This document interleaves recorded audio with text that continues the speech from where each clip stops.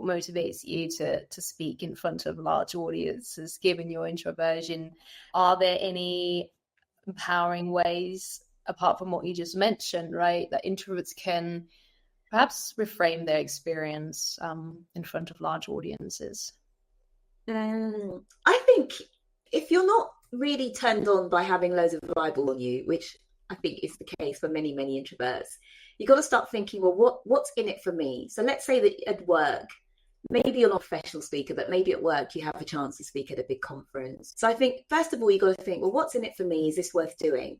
If it is worth doing, then you've got to try and extract as much goodness from it, from the process, so that you enjoy everything leading up to it and you're not dreading, oh my gosh, countdown, right, day 60, day 59, whatever it might be. So for me, I often think about, oh, okay, this is exciting. It's a chance to be creative. So that will help me think about, okay, how am I going to package up this information?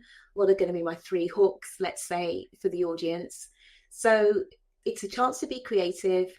It's also a chance to be interactive. And when I first started speaking, I thought, gosh, because I started with going to like Toastmasters and public speaking clubs where you might have 5 minutes or 7 minutes to speak, or 20 minutes max. Now, you've got an hour, or you've maybe even got longer sometimes. It's like, well, how can I face being the center of attention for that amount of time?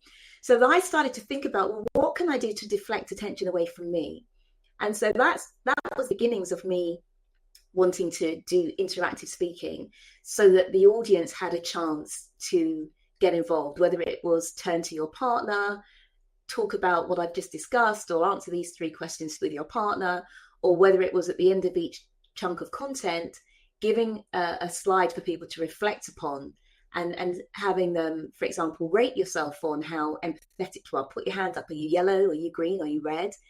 And quite often, those moments of reflection are as powerful, if not more so, than the content that you're sharing, because people can forget the content, but they rarely will forget if they have a light bulb moment, or they realize, oh gosh, I need to go back and speak to my child about this thing because our relationship is suffering. Or it's those sorts of impacts that we can have on our audience, which for me really make it worthwhile.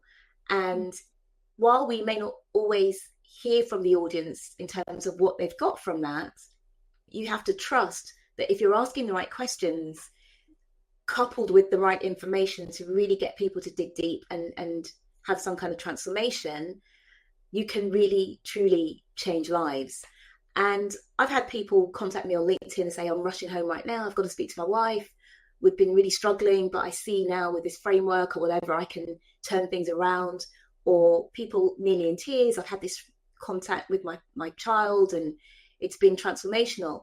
So for me, it's about the impact on the individual and also on the group. But I think sometimes when we look at it as a whole group, it's like, oh, us versus, these 100 people in the audience, me against them, versus each of these people here, they've got something to take away. And so before I do every talk, I'm not religious at all, but I'll say, please let me give these people what they need today. And so then again, it's not about me. It's not about let me look good, let my dress, shine radiantly in the spotlight, right? It's just let these people take away the thing that they came for. And again, the more you can deflect away from you and think about, I want to do this really well for them, the more you can enjoy the process, I think, as an introvert.